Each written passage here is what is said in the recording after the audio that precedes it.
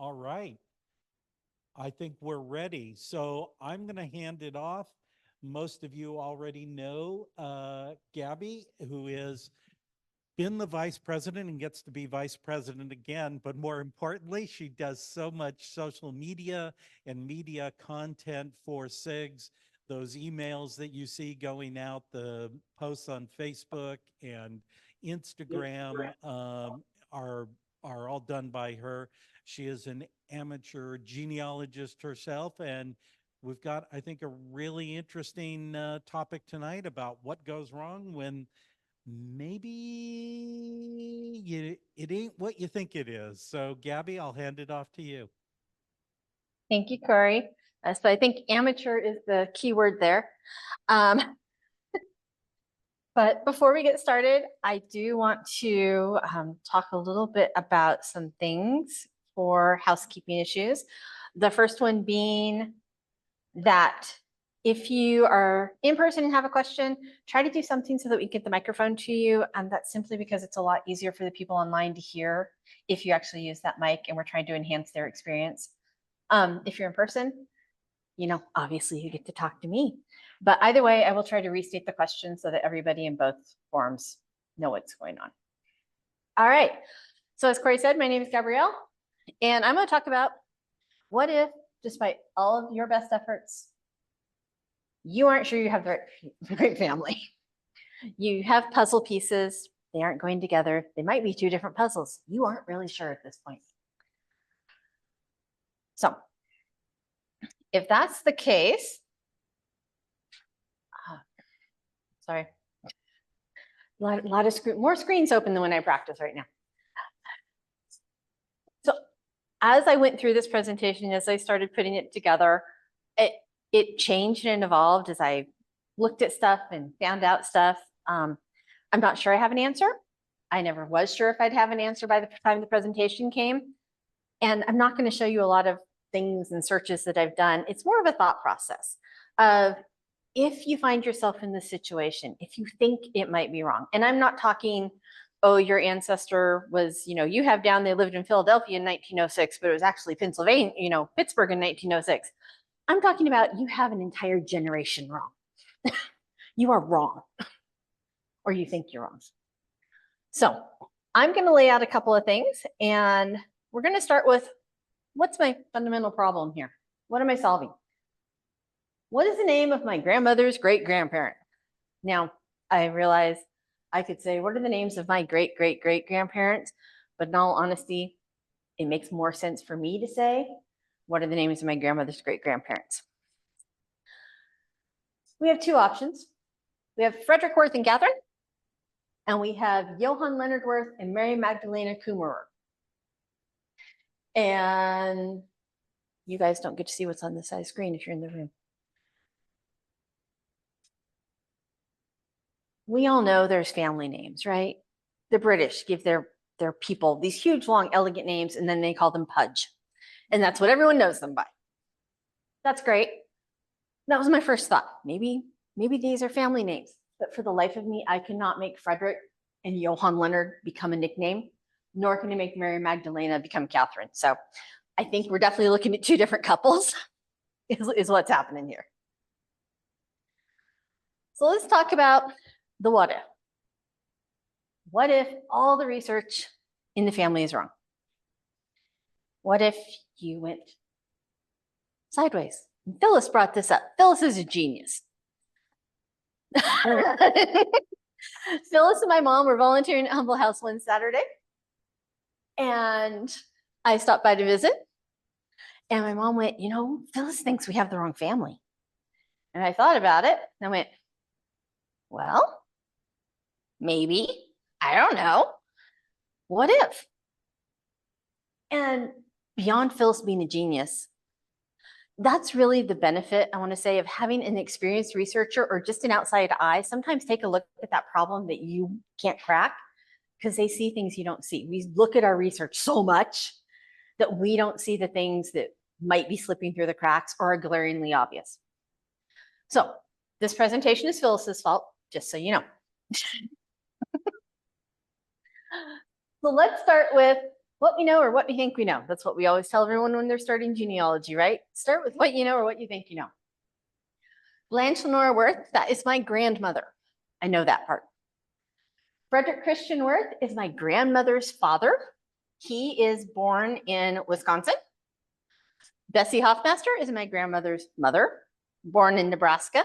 And while we care about her, she's not part of the Worth line, so we aren't talking about her a lot anymore. John Leonard Worth, this is Frederick's father. We know he was born in Germany. We know he immigrated to the United States. My grandmother never met him.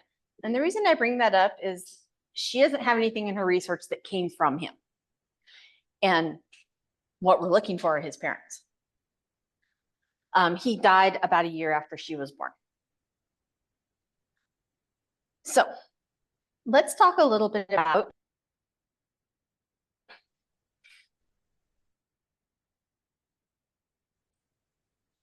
like I said, born in Germany. According to my grandmother, when she's doing her research, Frederick Christian Worth is his father. Catherine is his mother. They were both born in Germany and neither one of them immigrated. According to Sharon, who's my mom's cousin, and some church records she has, Johann Leonard Worth is John Leonard's father and Mary Magdalena Kummerer is John Leonard's mother. Neither one of them immigrated. Important parts, because that neither one of them immigrated part means I don't have any US Census records that I can put them in a family group. I've got people who came to the US and people who stayed in Germany. Let's talk a little bit about my grandmother.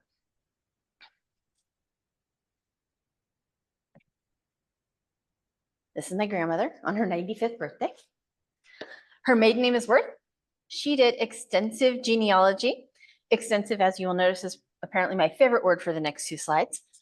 And not when I say she did extensive genealogy, I don't mean she just went to county courthouses and she traveled to Germany. She would literally, when she went to a city, go to the phone book, write down the name and address of every Worth in the phone book and send them a letter asking if they had information on their family and if they were a member of their family. So she was a little enthusiastic. She put an ad in a genealogy magazine asking for anyone with the surname Worth in their family tree to contact her. Sound accurate, right, Mom? Huh?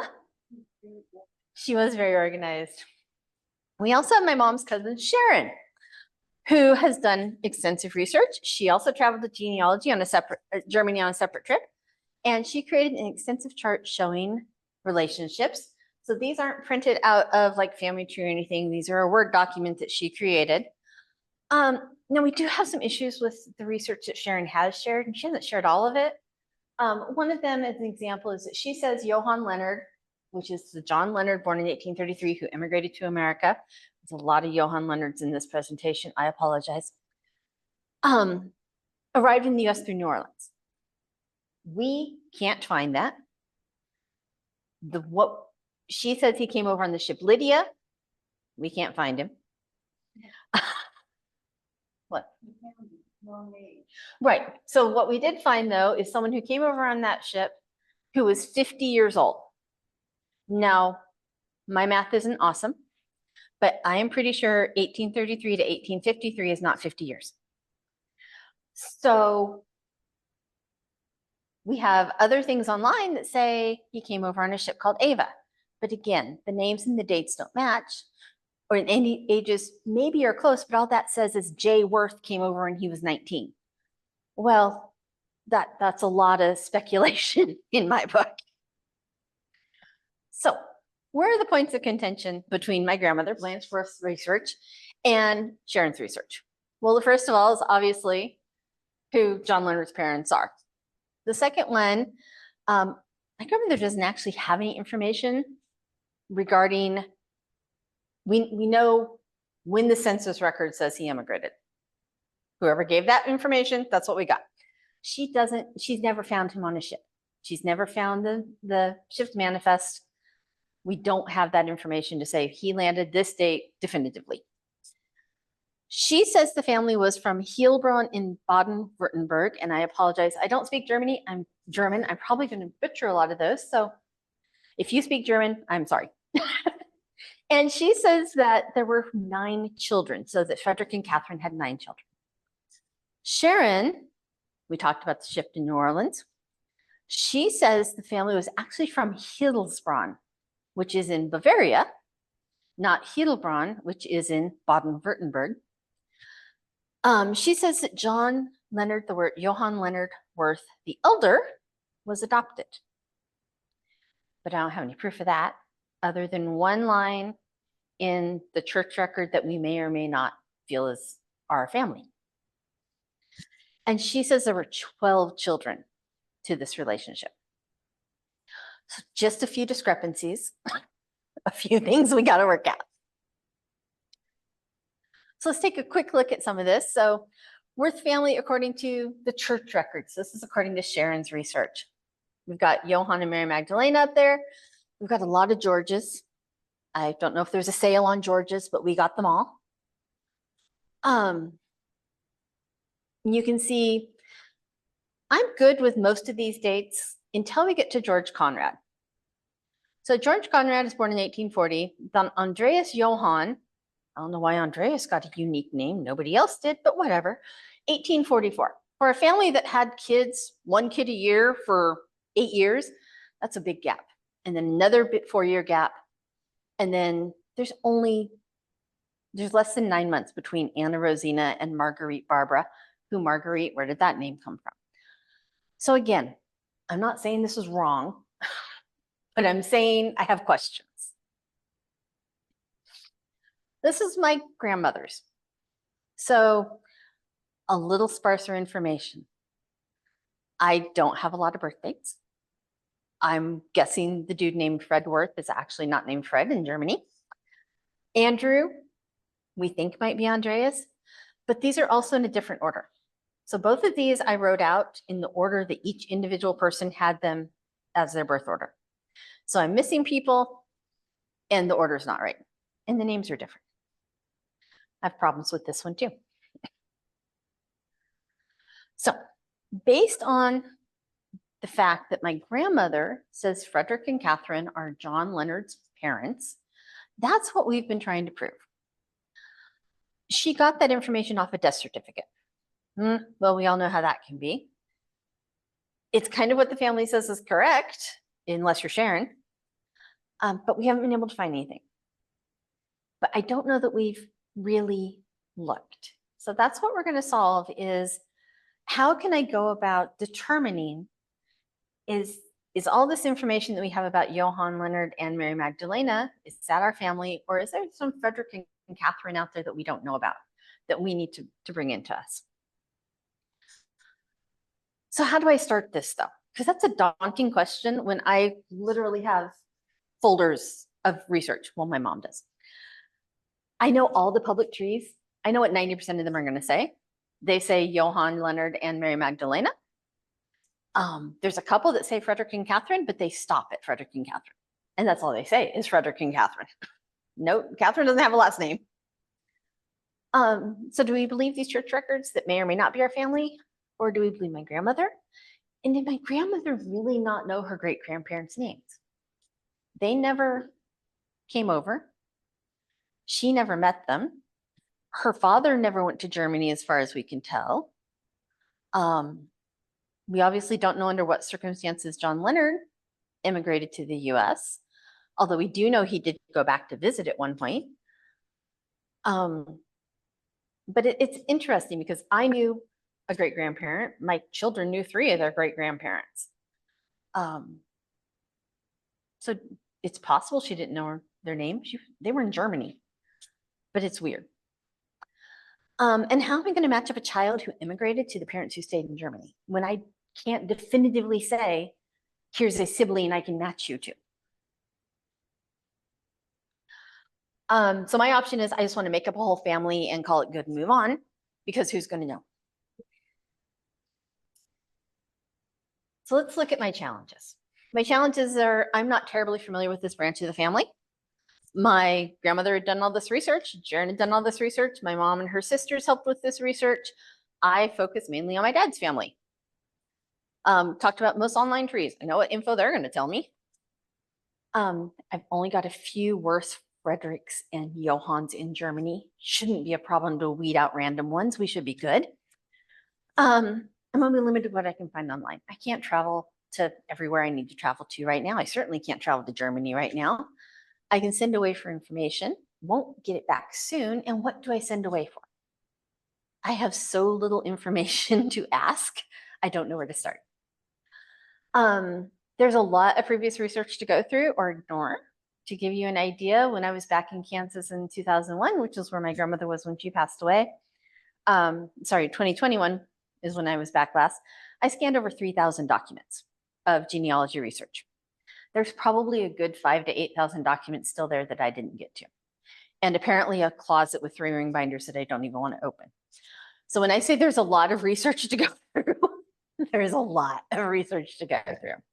And I don't have a DNA test. I've never taken.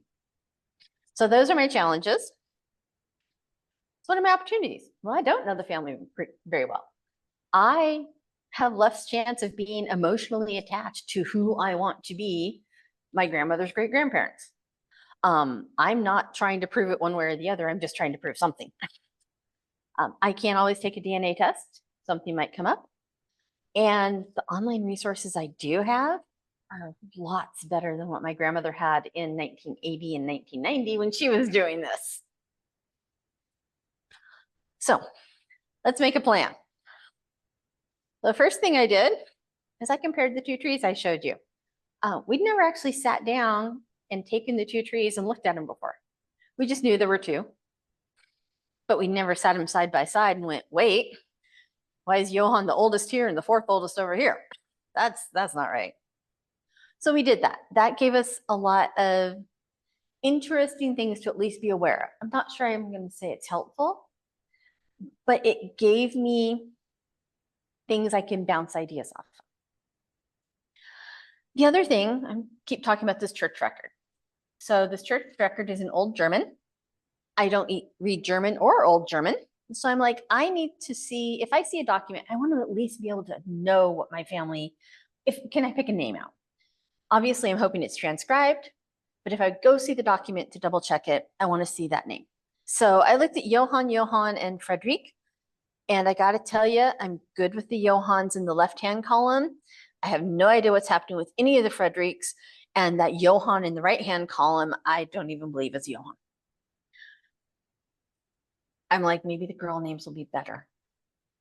Yeah, if someone wants to explain to me how that says Catherine, I would be thrilled to know that. Then I'm good with the M. Magdalena, the Magdalena, and the Magdalene, though. I think I can read those. But what this told me is it wasn't as helpful as I thought it would be, but what it did tell me is it's not worth my time to continually look at documents that are in German, because I'm probably not going to be able to figure it out anyway. So how am I approaching this? I am making 2 test trees. So I'm using one starting my grandmother. And we're going to take her information and I'm going to go up. I'm going to take Frederick, Christian, Worth, and Catherine, and I'm going to try to go from them through their descendants down. Now, why am I doing 2 separate trees? I have to be careful because it needs to be 2 separate lines of research, which means if I find a document when I'm researching my grandmother's line, I can't put it in Frederick and Catherine's line because then there's no point of having 2 separate trees.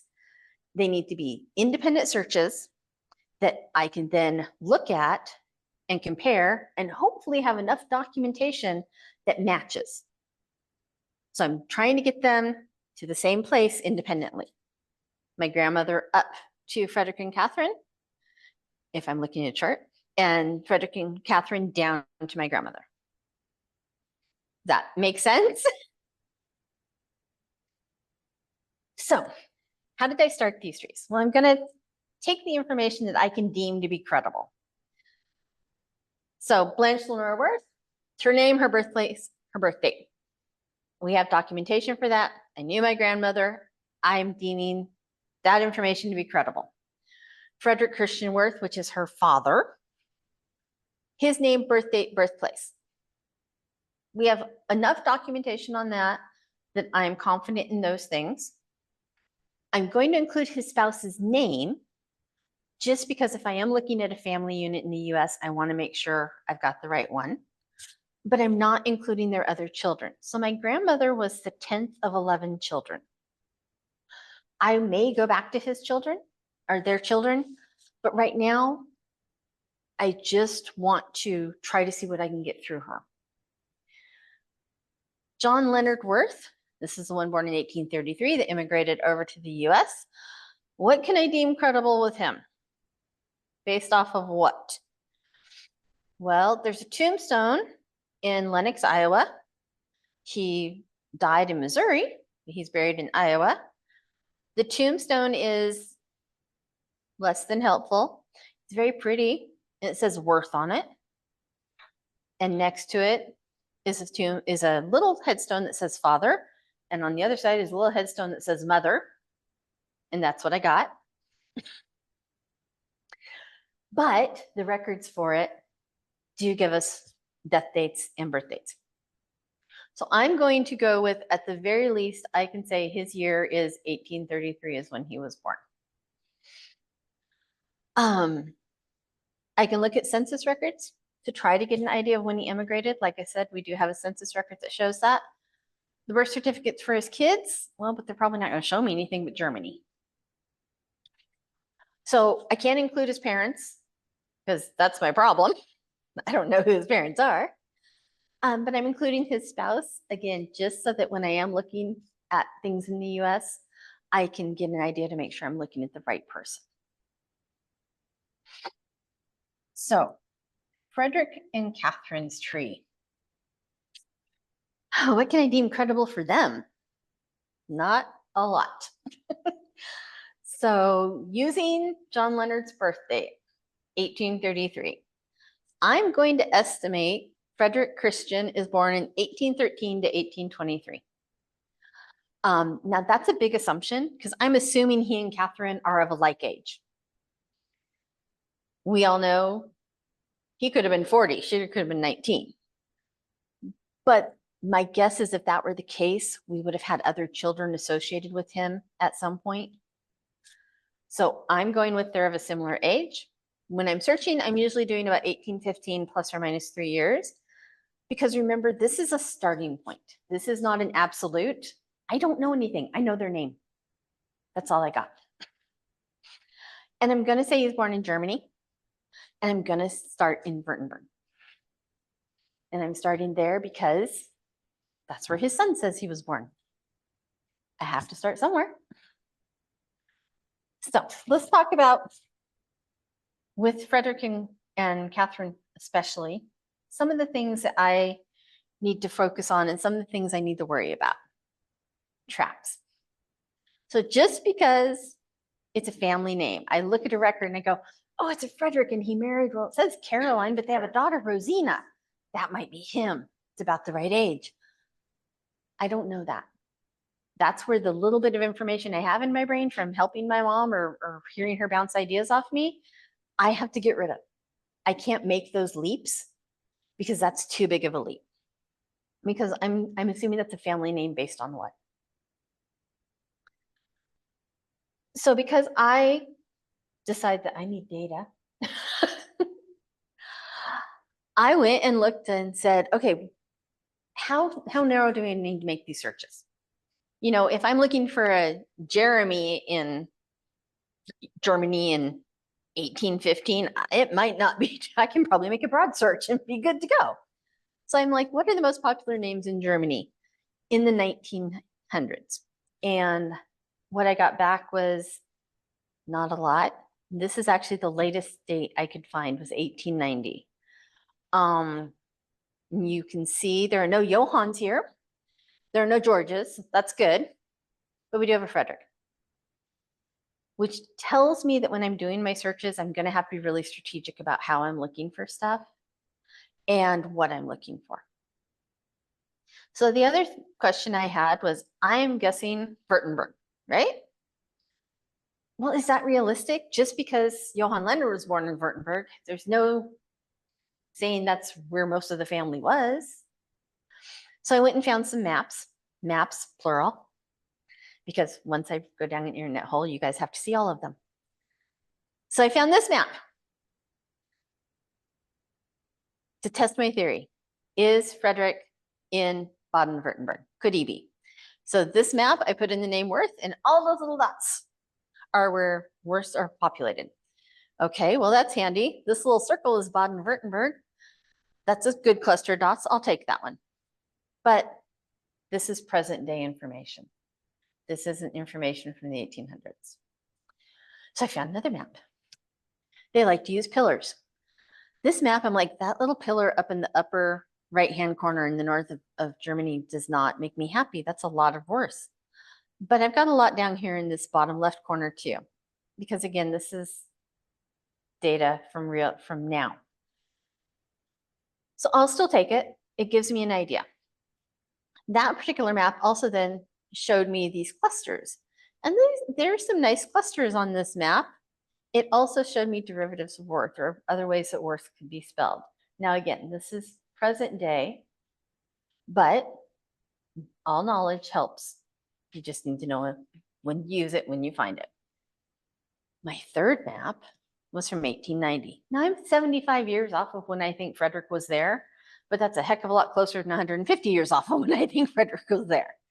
And you'll see nice little cluster again. And that's a nice little cluster in Baden-Württemberg. So I'm going to say my theory of searching in Württemberg is sound. So you may wonder, where did we get the two names? So Frederick and Catherine came from a death certificate that my grandmother found for John George Worth. My mom has done some research and she found out that that information was supplied by John George's son-in-law. Maybe not the most credible source out there, but it's what's there and you never know. Johann and Mary Magdalena, I told you, was found on church records. So this is where it came from. Now, most people would look and go, you've got church records, you've got a death certificate filled out by a son-in-law. Come on, you got to believe the church records. So why don't we? Or why don't we automatically believe the church records? Why are we believing in Frederick and Catherine? Well, it's really because of my grandmother. She was a very meticulous woman. She was a very smart woman. I'm very lucky to be descended from a line of smart women. My mom's very smart. She was very smart. She liked everything to line up, right? She, like women of that era were, she did a lot of things. She worked at Beechcraft during the war. She was a legal secretary. She taught at a vocational college. She ran several businesses with my grandfather. We had no reason to doubt her. We really didn't. She didn't take leaps in logic. She's not that person. She's not that person who's gonna, see a point to your left and then see a 0.5 miles to your right and go, oh, those go together. That's not what happens. She likes everything to line up. She likes all the components to fit neatly. So why would we ever question that she told us this and that this was right? So what else can I do? I've got my two trees. I'm going to continue to go through my grandmother's research. Obviously, I have to get back to scan the rest of it. If my current plans don't work, my two trees, I will start looking at my grandmother's siblings. Like I said, she is the second youngest of 11.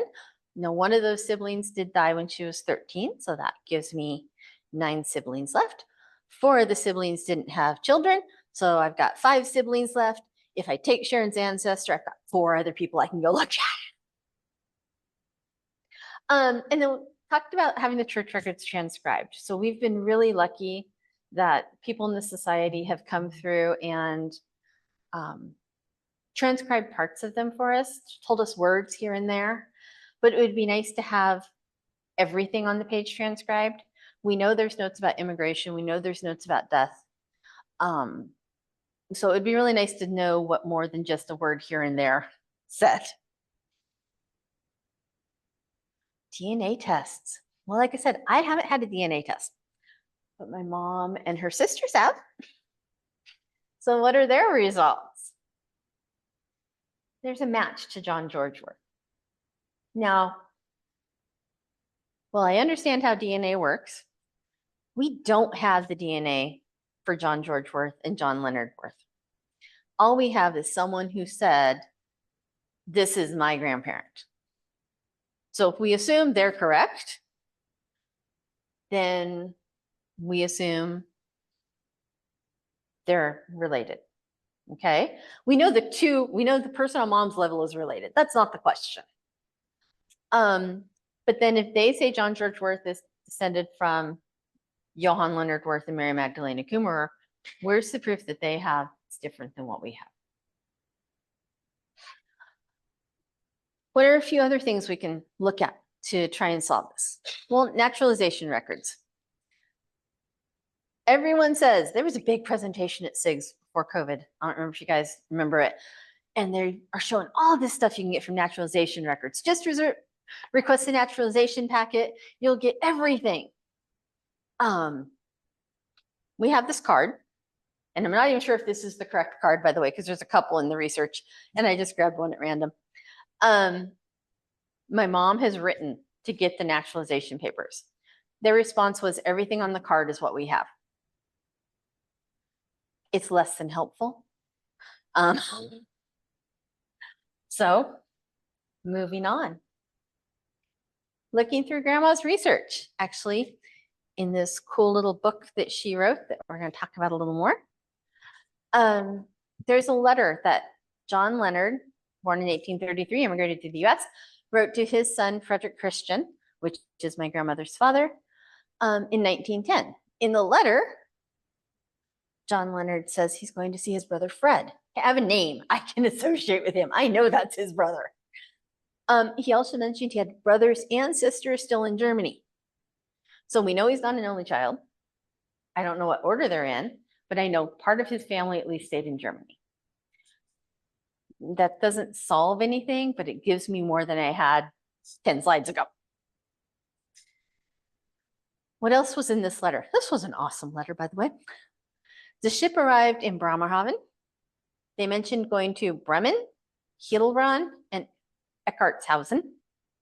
He states that he went to Kirchberg to visit aforementioned brother Fred.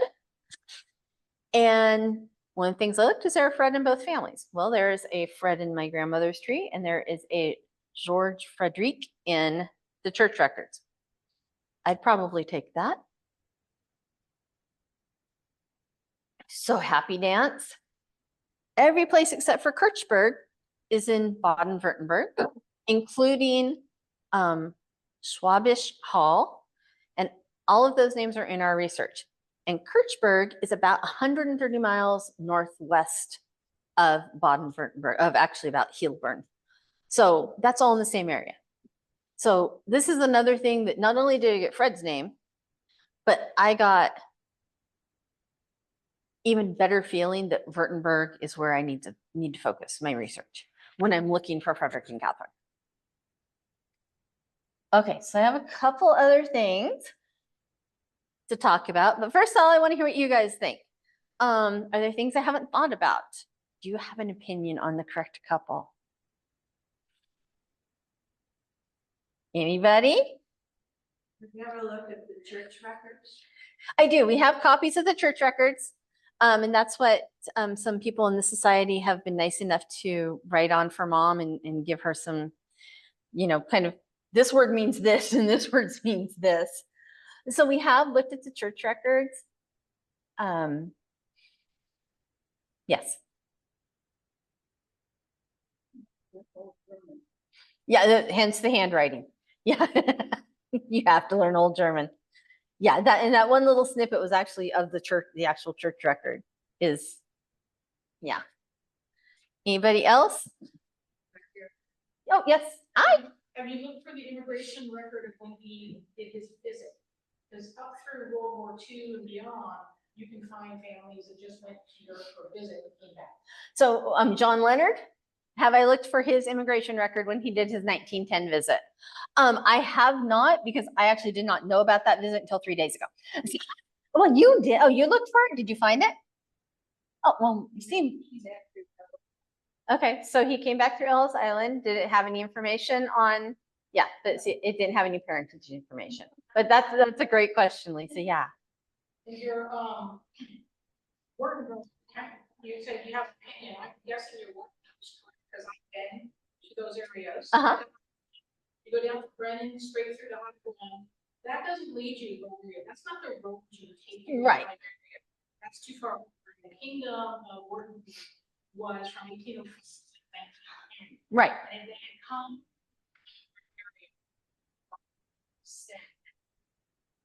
It's such a distinction down there in the company. Wouldn't he be in the area?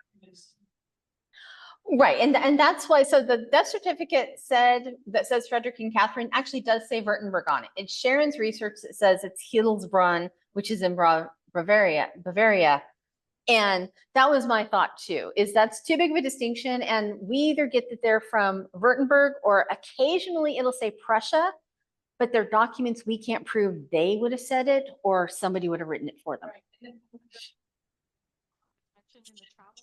Uh-huh. That's up by Stuttgart. Right. That's to the Rhine-Pfalz area. Right, which is where Kirchberg is. Exactly. No, no, no, and I completely agree. That letter and the geography kind of sold me that we're definitely looking at the Hildebrand without the S in it, versus, you know, the other one that we could be looking at.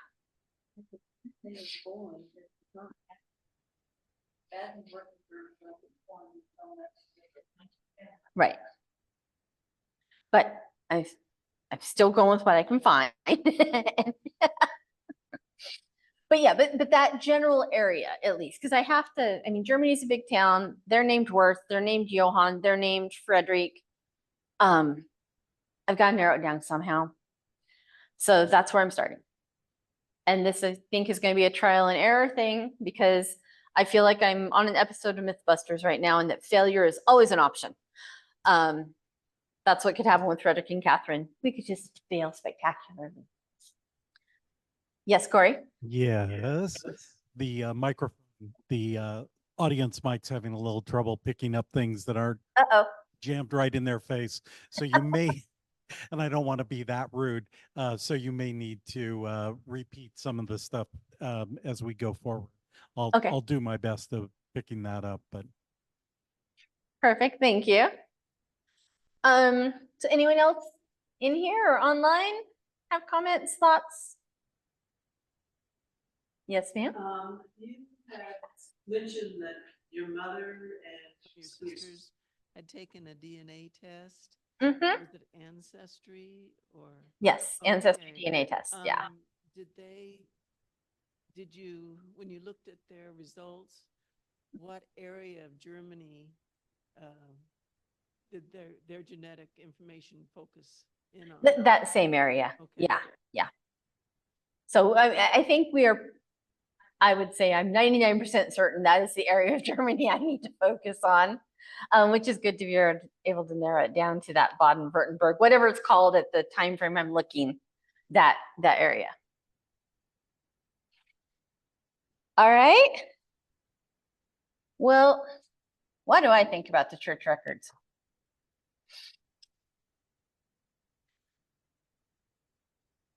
My grandmother had actually found this death certificate before her research to Germany, where it said Frederick and Catherine.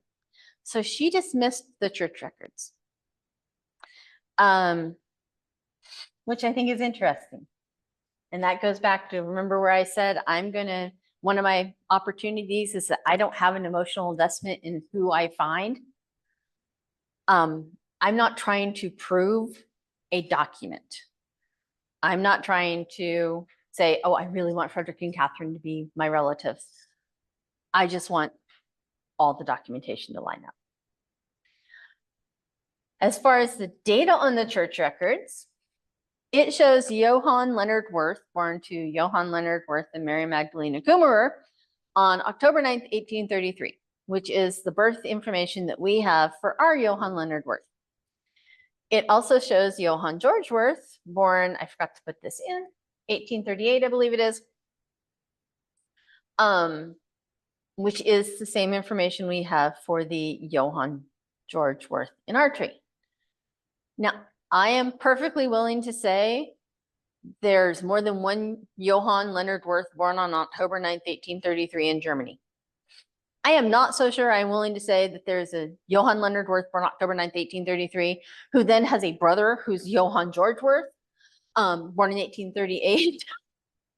That seems a little weird. I'm not sure I'm willing to buy that. That's a little bit too much of a coincidence for me.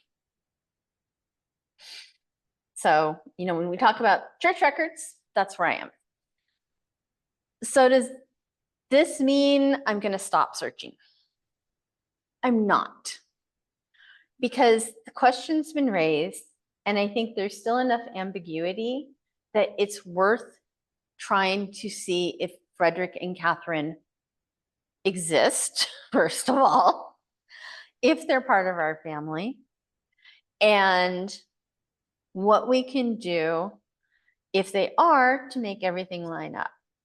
Now, if I can't do that, if I can't get any documentation about them, then we're going to go and we'll start making sure all the proof that exists for Johann Leonard Worth and Mary Magdalena lines up. So that's part of how I'm going about solving my wrong family. But I'm going to take a tangent because that's what I do. I want to talk a little bit about the book because Corey's presentation last month talked about being the person your ancestor needs. And my grandmother's book is more than facts and figures. She's got stories in there. They worked on the railroad, especially if she knew them. It has photos with captions, the letter that I told you about. There's some subtle shade thrown in the book. It's kind of fun. And what's as interesting, what is in the book is what isn't in the book. So I want to talk about that in a minute. But the other thing this book did is, I told you she wrote all those letters, right? When she compiled this book, and I know you online can't really see, but this is a pretty hefty book, okay? This was done in 1998. She wrote all those people and said, all the people she knew were part of our family, and said, hey, I have this book. Do you want to buy it? Which is fine, but she unintentionally created sales funnel because she would do updates to the book. Snail mail for a while, email later on. And that not only let her send them information, but that gave her a reason to get in touch with them and go, hey, here's some updates. Oh, by the way, what's happening with your family? And what else have you learned? And she got more information, which is what we're all trying to get, right? But as far as what's in the book and what's not in the book that's interesting, and this gives you an insight into the person who wrote the book, which is why I encourage all of you to do something similar. I said this was published in 1998, right? My grandfather, her husband, passed away February 15th, 1991.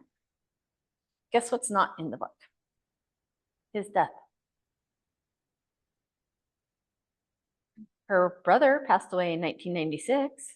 It's in there. My grandfather's death isn't mentioned. We don't know why, but it's interesting. So I hope I gave you guys kind of just a glimpse of if you find where you think you've gone catastrophically wrong, sit down, make a plan, work it out, what you're looking for, what's the most logical and realistic thing that you can do with the resources you have to solve the problem. It's not insurmountable. You don't need to panic. You may find new relatives. You may find you're on the right track to begin with. Any questions or comments from anyone anywhere? No? Oh, Craig? Situation where you have two people with the exact same name who are possibilities, and trying to separate the data because they lived in the same county. Uh-huh. And that can be, I mean, you went through the right track, that you kept separate trees confirming each step of the way which one Right. belonged to which. Yeah. And we actually finally figured out ours simply for the fact that they had a county clerk that was aware of the difference between the two men. And for one of them, always included his middle initial. The other one, who didn't have a middle name, has no initial. Oh my goodness. So thankfully, we had an angel that helped us out. See, and those are the random things, by the way, like I said, I can believe that there's a John Johann Wirth born 1833, more than one of them on October 9th in Germany. But there are random coincidences. Like my best friend, her name, first, middle, last name, and her birth date is exactly the same as someone who lives a mile from her. Try figuring that out online. Yes, Corey? Yeah, so the thing that struck me is working with this idea of getting enough assumptions get a bad name. And I think, and my wife who taught systems analysis always said that there's no bad assumption. There's just the bad assumption is an unvalidated assumption. I think it sounds like you're walking that line. I need enough of assumption to go forward, but not so much that I'm invested that I can't let go of it and go, no, that's not right. Exactly. Especially for Frederick Worth's birthday. I have to make a guess based on just general knowledge of when most people have children. And the plan is search with that 1815 plus or minus 3, and then we're going to go forward, we're going to go back, and we're going to see what pans out. Don't think of them as assumptions, think of them as hypothesis, and that you're doing hypothesis testing, applying the scientific method. That's right. That's exactly right. Because I have a theory. is an ology. It is an ology. That is true. All right. Well,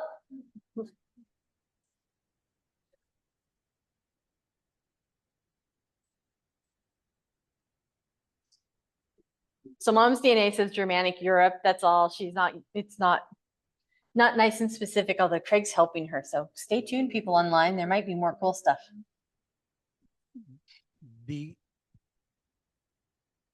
A follow-up question on the Yes. DNA. So you were Mhm. talking about that a little bit. So you were basically saying you found a cousin, Right. but you can only validate back a certain level, but to go back beyond that, they are as you aren't going back further where clearly, yeah, they've got the stuff that takes you back.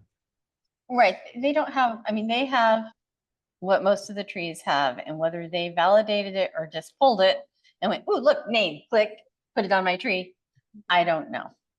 But yeah, so I can validate my mom has a cousin. I can validate they say they're descended from George Michael. No, not George Michael. Sorry. There's lots of Georges. Johann George Wirth. But, any further back than that, I know it's just what all the other trees say. All right. Anyone else? Anyone online? Going once? Oh, wait, no, here's Craig. Uh-oh. Craig's back. You have done DNA testing, so I think one of the next steps would be to start categorizing your DNA matches, not just relying on the ethnicity estimate, but the actual matches to see if you can find any connected to a specific Worth ancestor in Germany that never left, and verify the line of that person back to the correct Worth.